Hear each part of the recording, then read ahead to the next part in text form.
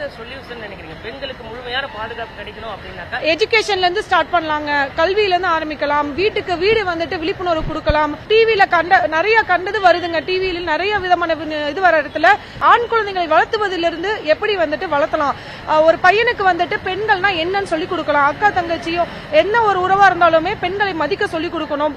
அடுத்தது கெட்ட பழக்கங்கள், இந்த போதைப் பொருளுக்கு அடிமையாகாம முடிஞ்ச அளவுக்கு எல்லா விதத்திலையும் தடுக்கப்பட்டு பெண்களுக்கு வந்துட்டு அவேர்னஸ் சொல்லி கொடுக்கணும். பசங்களுக்கு மெயினா வந்துட்டு பெண்களை வந்துட்டு மதிக்க சொல்லி கொடுத்துட்டு எல்லா ஒரு எஜுகேஷன்ல ஸ்டார்ட் பண்ணி, அது மட்டும் இல்லாம குற்றங்கள் வந்து அதிகம் இருக்கும், தண்டனைகளை கடுமைப்படுத்தணுங்க. ரொம்ப மோசமா தானே உடனே எடுக்கணும். இப்ப எந்த ஒரு இதுலயுமே போக்சோ வந்துட்டு எடுக்க மாட்டேங்கிறாங்க. எல்லா இடத்துலயும் வந்து காம்பன்சேஷன் பேசுறாங்கன்னு எங்களுக்கு தகவல் எல்லா இடத்துலயும் வருதுங்க.